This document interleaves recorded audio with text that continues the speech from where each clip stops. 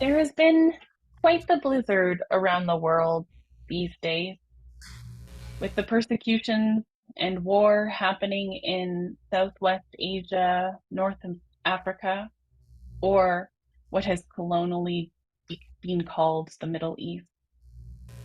With climate disasters many of us in British Columbia have been experiencing, the crumbling of many healthcare systems, and the political divides that create community division as wide as the Grand Canyon.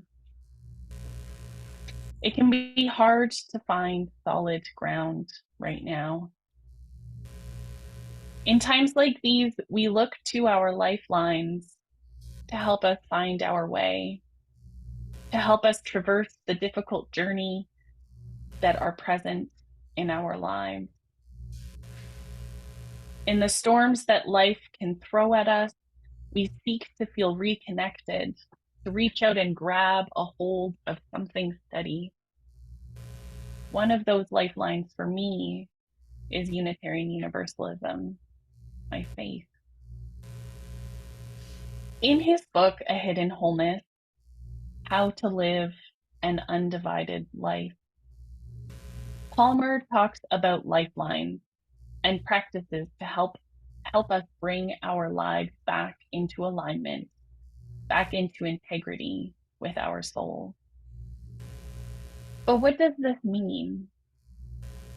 I regularly consider myself someone who lives with integrity, someone who is in touch with my personal and private life. And I wouldn't be surprised if many of you here today consider yourself the same.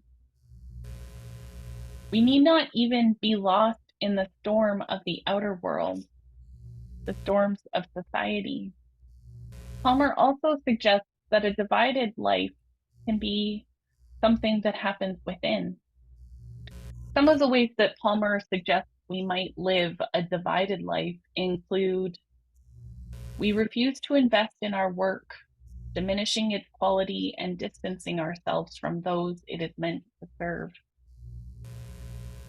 Or we make our living at jobs that violate our basic values, even when survival does not absolutely demand it. We remain in settings or relationships that steadily kill off our spirit. We harbor secrets to achieve personal gain at the expense of other people. We hide our beliefs from those who disagree with us to avoid conflict, challenge, and change. We conceal our true identities for fear of being criticized, shunned, or attacked. Perhaps you work in an industry that was environmentally destructive, or you stayed in touch with family members that you knew were causing you harm because it felt like a sense of responsibility. Maybe you choose not to talk about your relationship to Unitarian Universalism because it feels easier than trying to describe what your faith community looks like. How about watching TV at the end of a long day when you know that what would really be better for you is to clean the kitchen, maybe do some stretches, perhaps meditate, and go to bed? Palmer believes that each time we choose to do something that is not aligned with our soul, to do something that is out of integrity with ourselves, we are creating a bigger divide. What would it look like for us to start closing that divide? Palmer speaks of circles of trust, the idea that we need to be in solitude together in order to find a reconnection with our souls. Parker states, like a wild animal, the soul is tough, resilient, resourceful, savvy, and self-sufficient. It knows how to survive in hard places. Yet, despite its toughness, the soul is shy. Just like a wild animal, it seeks safety in the dense underbrush, especially when other people are around. If you want to see a wild animal, we know the last thing we should do is go crashing through the woods yelling for it to come out. But if we will walk into the woods and perhaps sit patiently at the base of a tree, breathe with the earth, and fade into our surroundings, the wild creature we seek might put in an appearance. We may see it only briefly and only out of the corner of an eye, but the sight is a gift we will always treasure. Although Parker Palmer is writing from a Quaker framework, I believe that there is a lot of possibility within our Unitarian Universalist faith that can allow us to create circles of trust, spaces where we can sit with one another and await the appearance of the wild animal of our souls. Many of our communities do this to some extent or another with small group ministry circles or journey groups. One of the bases of our faith, what many religious professionals will highlight as deeds, not creeds, is the idea that our communities are more focused on behaviors or journeys that we are on and less about specific beliefs. And when we look at the etymology of the word religion, we can see this as well. The Latin root would be re and ligio. Re meaning again or back, and ligio meaning ligament or link. So religion meaning tying back together or linking back together or reconnecting. And this is where we find our understanding of religion, in a reconnecting to that which brings human wholeness. Instead of focusing on belief, we focus on the things that reconnect us to our full humanity, the lifelines that can bring us back during the blizzarding storms, the pathways that reconnect us when the storms of life blow us away from our truth. Perhaps the small group ministries that people belong to. There is a program offered by the Soul Matters organization that helps me consider these different paths, these different journeys to reconnection. The program is called Starting Point, and it's Soul Matters' attempt to offer a new to you class. It's really focused on the practice of small group ministries, or what Soul Matters calls journey groups. The Starting Point program highlights 3 different paths that can help us lead to an undivided life. These paths are 1, the path of listening to our deepest self; 2, the path opening up to life's gift; and 3, the path of serving needs that are greater than our own. In the storm of life, as we travel the road through blizzards, it is these pathways that attempt to reconnect us to the wholeness of being human. A recognition of the disconnection from our deepest selves, a disconnection from the giftedness of life, and a disconnection from needs greater than our own. Not only is Unitarian Universalism offering 3 paths towards reconnecting to our wholeness of human beings, but as it is shown here, there are 3 practices by which to engage in the spiritual work of reconnection: listening, opening, and serving. Ours is a faith of relationships and practices: a relationship to the self, a relationship to life, and to the needs of others, and practices of deepening, opening, and serving. We are on a journey of life, and we have tried to determine how we want to move through life, which brought us to Unitarian Universalism.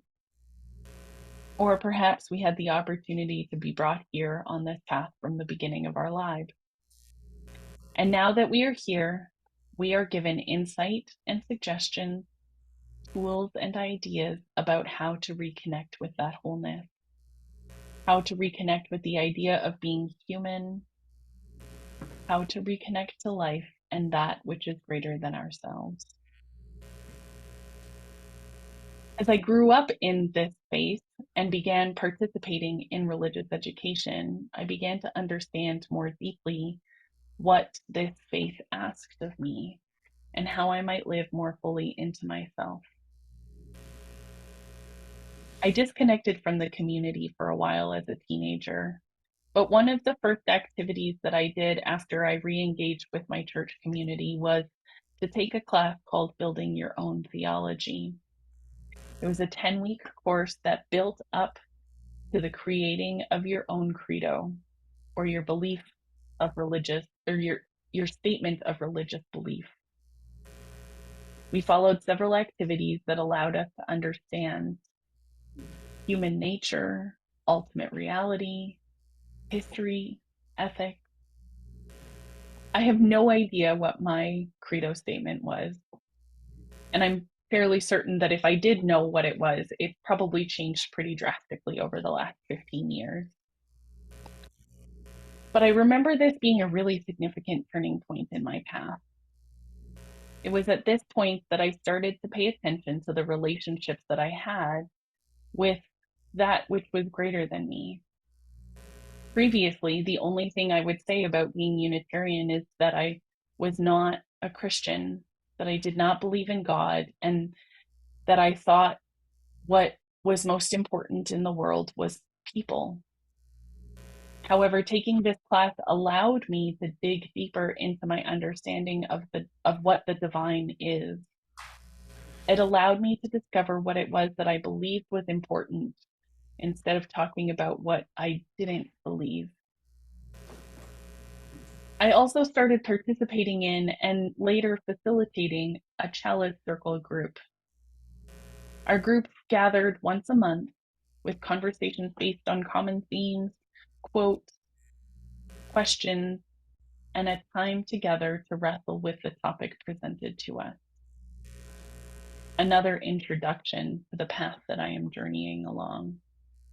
The path of opening up to others, to the gifts of their knowledge, their word, their excitement, joy, laughter, frustration, and heartache. As I moved along this journey of how I was living my life as a Unitarian Universalist, seeking to find a way to live with integrity and find my wholeness, I started to realize that I was ignoring a very important aspect of my life and my journey. I was not listening to my deepest self. I believe it took a long time to be able to listen to myself because I was in an emotionally abusive relationship. I was constantly being told that what I believed and what I thought were wrong and that I didn't understand how the world worked. I was constantly being informed that my feelings were invalid and that if I wanted to get through this life, I needed to create a harder exterior. I'm not exactly certain what it was about my life that encouraged me to leave that relationship, but I do know that a big part of it was that I had started coming back to church and that I regularly listened to sermons and had discussions in small groups that were in direct opposition from the messages that I was receiving from my partner. I was able to listen to the deepest depths of myself because other people were listening and seeking that person out. I was able to figure out what was right for me. I was able to discover what needed to change in my life because other people were willing to listen to me speak my truths out loud without shutting them down, without commenting, and without judgment. Being able to speak into words that which I struggled to realize in my heart was true. Awakening to the stillness in my life, the stillness that allowed me to be in connection to my soul, that allowed me to return to myself again and again, is what I believe Parker Palmer speaks of when he talks about the hidden wholeness. Perhaps for you, you will find that wholeness when connecting with nature in the mystery of growing grass, or as you stare up at the stars on dark night sky. Perhaps you will find that wholeness as you witness the laughter of children at play.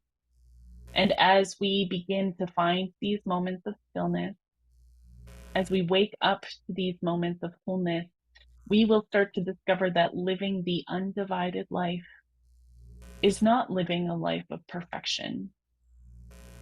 It means embracing brokenness as an integral part of life. We can be reminded of this when we look at the wilderness. Walking through a forest, we will see trees toppled over, struck down by lightning, decimated by creatures. But there is still integrity. Pine cones will still rot down and grow into new trees. Moss will still cover everything. Animals will still make their homes, and life will continue to thrive. We will have broken pieces. We will stumble against our own division. We will stumble in moments of scarcity and anxiety, in fatigue. But when we allow ourselves to become still, both with others and with ourselves, we can witness past those barriers. We can witness through that which divides us from our souls. And we can begin again.